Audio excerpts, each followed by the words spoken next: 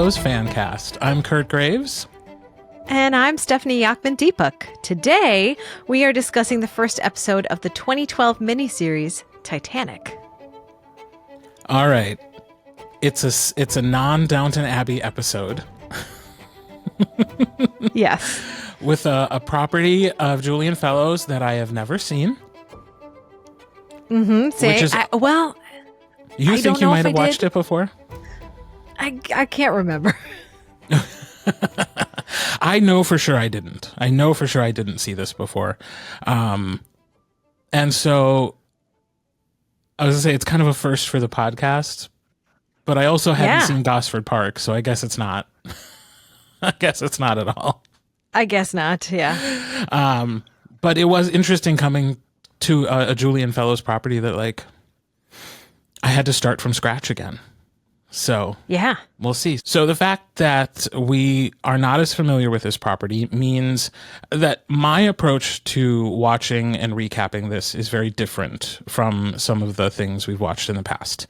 It's not a Downton Abbey that I'm so familiar with, that I'm taking copious notes and I'm paying really close attention and I'm picking up on the things that are things I hadn't noticed before, because that's what I think is interesting to bring to a conversation after I've seen something 12 times. This is first reaction. I'm seeing it for the first time. 89 characters, says Wikipedia. Says you? Yes, that's when I wrote this down in my notes. Wikipedia says there are 89 characters. 89 characters? Yeah. I don't know any of their names. I do have IMDB up on my screen just so that if I need to, I can reference a name. Maybe if I remember who someone is based on the actor or actress. Yeah. Because that's all I got. Get ready, folks. Because there's going to be a lot of, like, renames of people. Yeah. But like, okay, so this is a Julian Fellowes Hallmark. Huge cast. Huge, sprawling cast. And you know what I didn't think we were going to get in a Titanic miniseries? Even though I should have known better. I was like, oh, it's a Julian Fellowes property without that upstairs-downstairs dynamic. I wonder how he'll do. Never mind. But there it is. So much upstairs-downstairs dynamics in this ship. So, I guess, like, just to briefly recap the plot, do we want to go from steerage to first class? Sure. Yeah. So as I started watching, I actually started to write out, okay, here are the groups, right? In the same way that I think I did when I was watching Gosford Park. So group one, we have this Irish immigrant family. They're going to be sort of our guides in steerage. In addition to an Italian waiter and his brother who's working in the boiler room. Mm-hmm. Then in group two, like second class, we have Toby Jones, who's this Englishman, and his wife who's Irish. That's going to there's a lot more about home rule and the Irish civil conflict than I thought we would find in this miniseries. So they're in second class along with servants of those in first class. And so you get, there's a lady's maid and a butler who seem to know each other, and it's kind of an antagonistic relationship. That's sort of who's in second class for us. And then in first class, we have the Manton family. So that's Lady Georgiana. She's like our Sybil, right? And her mother, and then Lord Manton. Lord Manton's like one of the first characters that we see as this show opens. So they're in the upper class, in addition to a number of other, sometimes real figures, historical figures, people who helped build the ship, people who work for the White Star Line, the company that owns the ship. Those are sort of our three tiers of people that we're going to encounter. Yeah. And I will say another hallmark, I think, of a Julian Fellowes property seems to be that with so many characters, it is really hard to get into the story. Yes. And one thing I really struggled with in this first episode is that I found myself not caring about the people, which is a problem when that's the original part of the story that's coming that he is bringing to the table. You know, I'm familiar with what's going to happen on the Titanic. You know, the broad strokes, got that. So really, like, what I want to care about is the people, the human stories that are happening aboard the ship. That's what Titanic, the movie, does so well. It really zeroes in on a small group of people and their interactions. It still has a bit of upstairs, downstairs, class difference dynamic, but it makes us care about this small group. This sprawling cast, just like when I first watched Downton Abbey, just like when I watched Gosford Park, I don't give a flying about any of them. And it's so hard to get into because I'm like, well, I don't care about any of this. Yes to all of that. And I think as it kept going and more people kept getting introduced and sort of more plots starting, I thought to myself, I'm like, there are 4 episodes. Yeah, there are 4. Far too many people to serve well in 4 episodes. Right. There's just no way of connecting with them. And 4 episodes in which by the end of this episode, the Titanic hits the iceberg. Yeah. Yeah, we're already there. I thought it would be a gradual lead up to the collision, but no. At the very least, I will say this. They did not do a thing in usually television storytelling that I hate, which is when they show you a really dramatic scene, a climactic moment at the very beginning of an episode, and then right before you get to like the resolution, they go 12 days earlier. And I'm just like, God, no, don't go backwards now. And I hate, it's a storytelling device that is so common. I hate it every time. I don't want to see the big climactic moment and then go back and see what led up to it. For me, it's rarely satisfying. Yeah. But in some ways, this does sort of do that. Yes, we will. Not in the episode. Not in this episode. But in subsequent episodes. Yeah.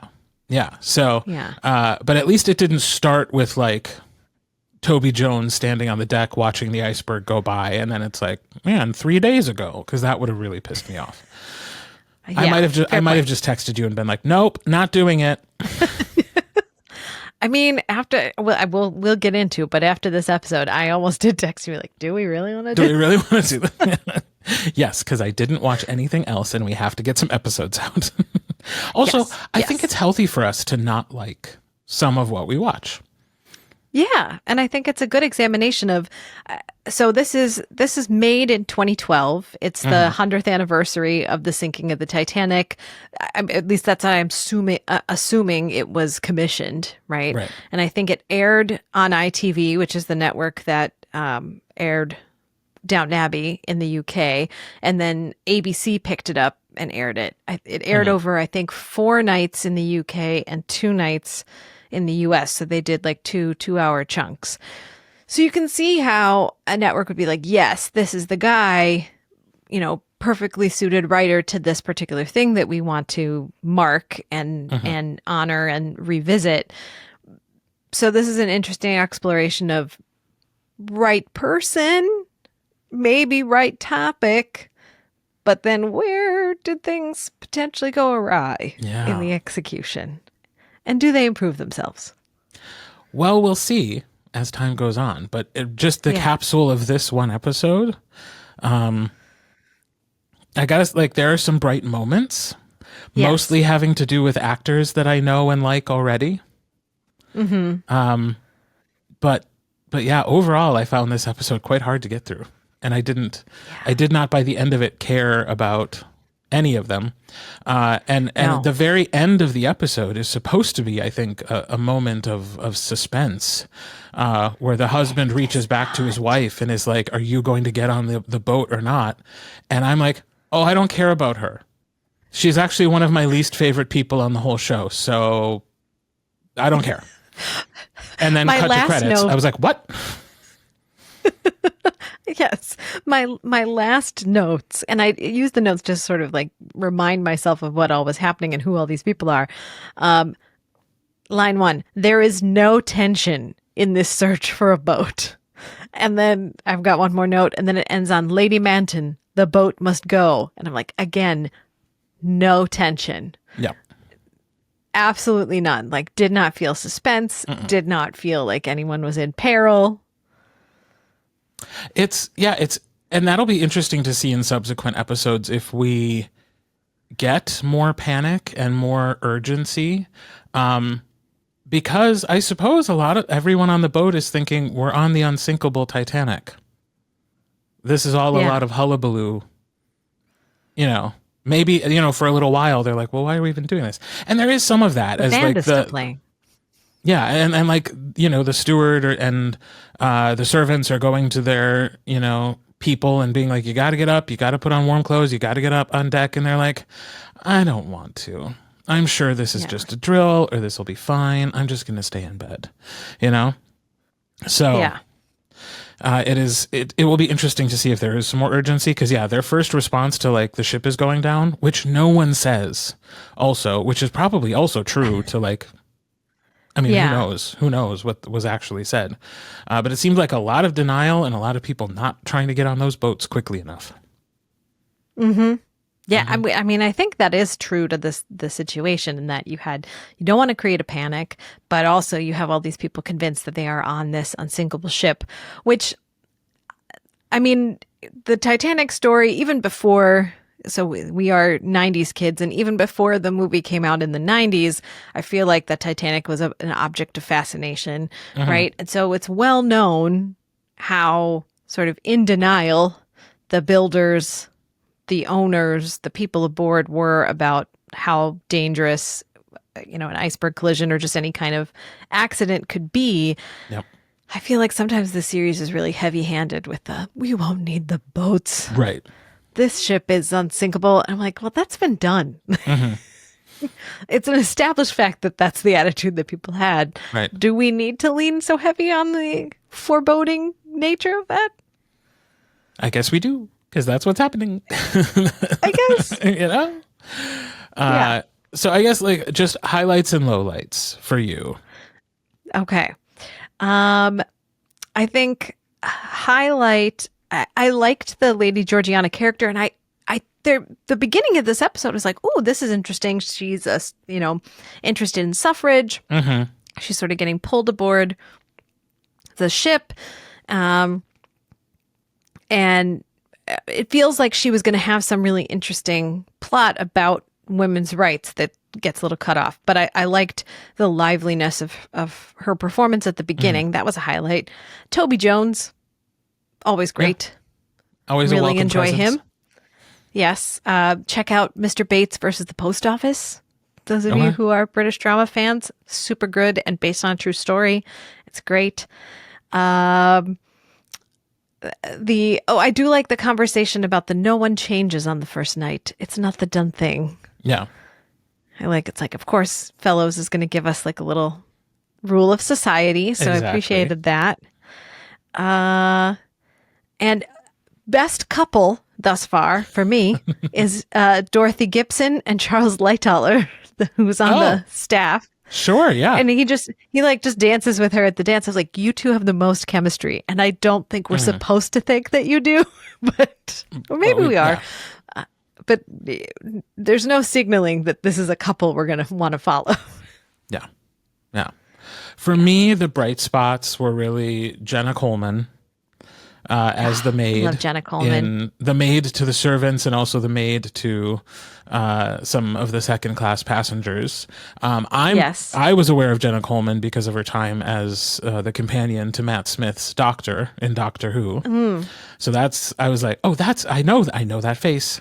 And then another face that I was happy to see show up on my screen was Noah Reid from Schitt's Creek, who played Patrick on that show. Yes. So that was a welcome presence. I do have a note. He becomes the paramour for Lady Georgiana, which is like, oh, that's fitting. Love that. Yeah. That's cute. Look at the two of them together. That was a highlight. I could have spent more time with the two of them. Yes. Yes. Frankly, I needed to spend more time with the two of them because their plot is, oh, hello, it's nice to meet you. You seem rather attractive. We seem to get along. And then we are in love and I will save your life. Yeah. And put you on a boat. Yeah. 15 minutes later. I mean, they had a couple days together, right? They were on the boat for a couple days. One assumes, and I'm hoping that in a future episode, maybe we get more of that time. Maybe. We'll see. But yeah, because it really does in this first episode seem like, you're young and hot.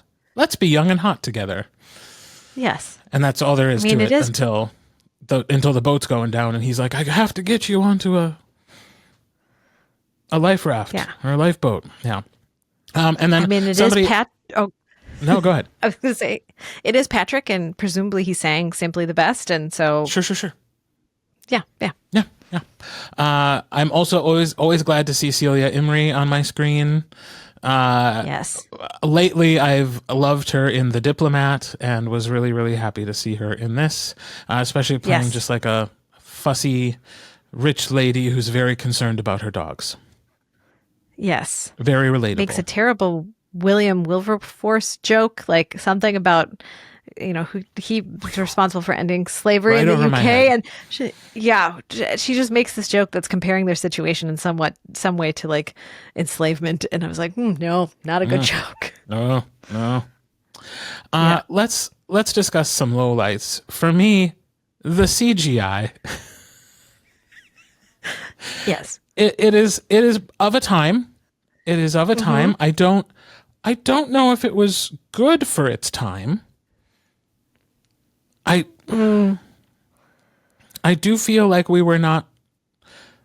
I do feel like we got a Titanic movie several years earlier that had superior graphics. I would agree. So it seems a little odd that for this, everything seems so flat and colorless and two-dimensional. That's the same as flat.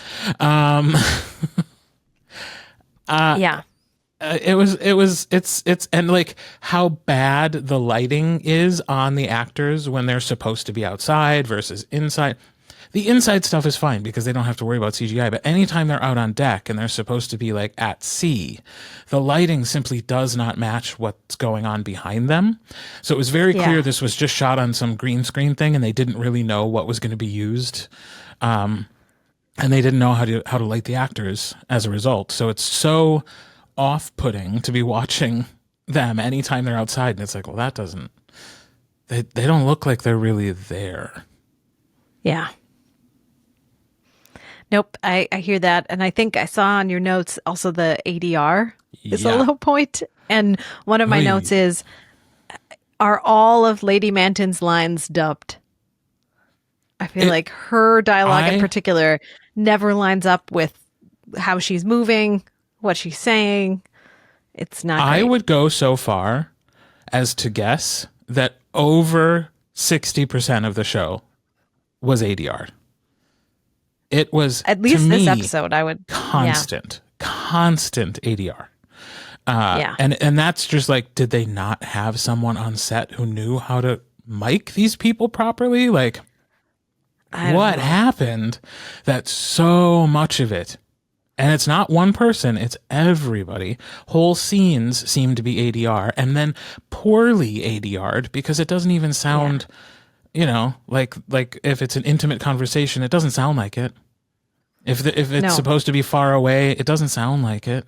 They're speaking at a very conversational level as they're out on the deck. It's like, no, they would have had to be, they would have had to speak up to be heard over the sounds of the ocean.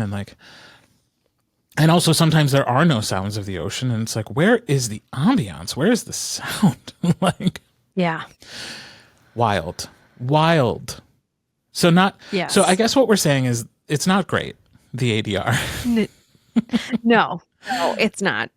And so that doesn't help like keeping all the characters straight or getting invested because there's just so many inconsistencies or really recognizable flaws that take you out of the moment. Yeah. I will say this. I think the set dressing is beautiful. The set to me is fun. And I think we're especially getting to see inside the first class cabins versus, the second class cabins and where some of the people who work stayed, and just the fact that they were shoving like 8 people in a room like is just wild to me, and they had so little personal space. I made a point of going online to see how people went to the bathroom on the Titanic. Okay, what did you learn? Because I thought to myself, like, on a modern day cruise ship, we all have bathrooms in our cabins. But did everybody have bathrooms in their cabins? No, they did not. My thought is no. Yeah. Some of first class had bathrooms in their cabins, but even some of first class and most of second class had to use communal bathrooms. And so you could go, obviously, to use the bathroom, but they also had a bath that you could use. And in order to use the bath, you had to reserve a time with your steward. And then, of course, in third class and below, it's just like communal bathrooms, like the worst thing that you can picture from your college dorm, that sort of situation. I'm sure. Yeah. So no personal bathrooms in your cabins for the good people of the Titanic, unless you were in one of like the really nice suites. Just the fact that they have a bedroom and a sitting room, I was like, oh, that's fancy. Yeah. That's real fancy. And all that woodwork, beautiful. That's gorgeous. And you think about like how that's built, right? Mm-hmm. How that's built at that point in time, and then that all this material goes and floats, right? Yeah. Your point about the your point about the bathroom, though, actually makes me think about 40 years later. So the Saoirse Ronan movie Brooklyn, based on a fantastic book, she takes a ship from Ireland to the U.S. and her situation too, her character's really seasick and they have a shared bathroom, and like there's a whole fight over who gets to use it. That's right. And one of them locks the other out. So things don't get a lot better even in future decades. Well, they don't get great even on modern day cruise ships. Sometimes those bathrooms are teeny tiny. So yes. And there are Netflix documentaries about when those don't work. So that's all we need to say about that. Yes, that is all we're going to say about that. Another bright spot. So I mentioned Toby Jones, but Maria Doyle Kennedy, who we will talk about a lot coming up in our season 2 discussion of Downton Abbey. Yeah. She's really extraordinary. And to some extent, I feel like the two of them are in an entirely different show in that their performances are really sharp and very vibrant, and like you can feel substance there in ways that you can't in some other performances. And she's been on Outlander, and I really like her on Outlander as well. She's fun to see. Orphan I Black, don't care for her. Friends, for people who like the sci-fi side of things. She was an Orphan Black. Ooh. Oh, nice. I didn't know that. But yeah, I just like her a lot in pretty much everything she shows up in. Or if I don't like her, I appreciate the strength of the performance. Appreciate the acting. Yeah.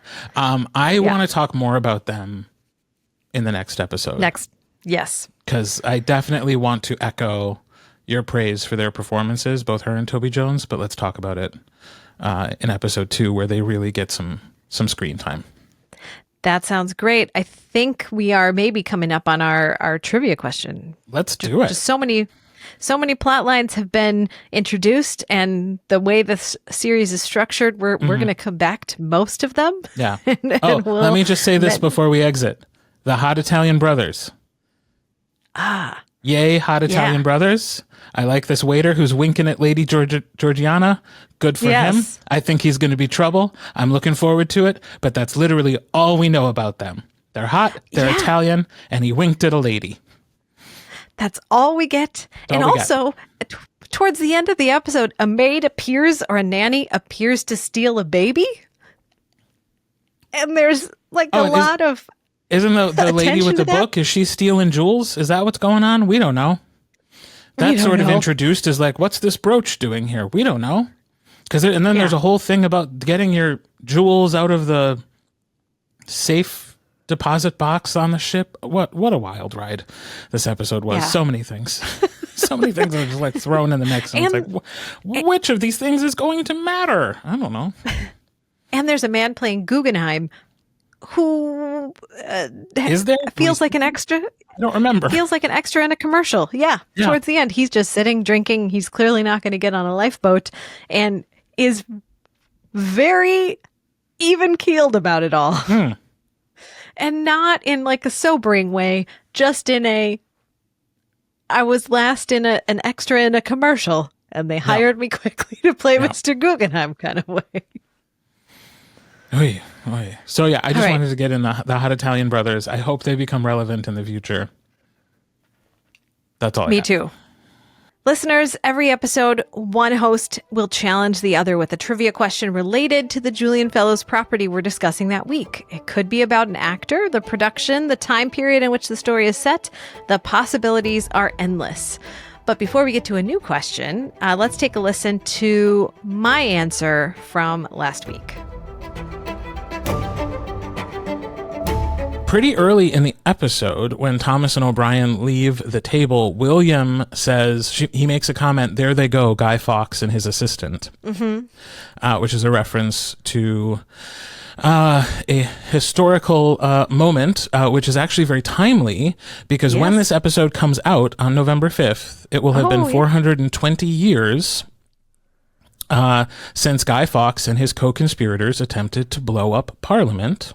Yes. That happened in 1605. So what was their plan called? It was the blank plot. It was the gunpowder plot. You are correct. I used to teach about this when I taught Macbeth, so. Well, that's not fair. No, it is fair. This is trivia, right? It's like, what random things do you happen to know about? Yes. And I really thought I was like picking some obscure one line out of the show and being like, ooh, I'm going to get her. No, that was a good one to choose. I had forgotten about that reference. Yeah. So yeah. Listeners, did you get it right? Follow us on Instagram at Strange Bedfellows. That's Fellows with an ES, where we will be posting the trivia question and answer each week. This week, I have a question for Kirt. And I have not been doing well, so let's see if I get this one. I hope I planted some clues for you, but let's see. So, Dorothy Gibson, played in this series by Sophie Winkleman, was a real passenger on the Titanic. She was a famous actress, and she was a cover girl. Gibson was a favorite model for the illustrator Harrison Fisher, and his Fisher girls, in a fun coincidence of language and timing, followed the Gibson girls of Charles Dana Gibson, no relation to Dorothy, as representative of feminine beauty and style in the early 20th century. One of Fisher's drawings of Dorothy Gibson appeared on the cover of which popular American magazine, later known for its iconic illustrations from Norman Rockwell, almost exactly 1 year before Dorothy Gibson boarded the Titanic?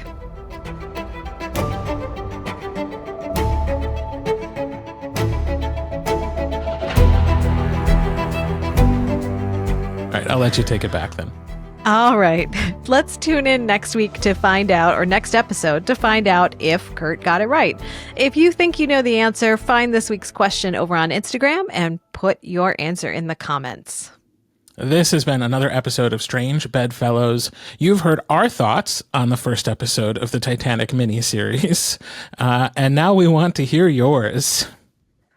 The best way to get in touch with us is on Instagram. Again, that's at Strange Bedfellows with an ES in Fellows, or email us at strangebedfellows@gmail.com.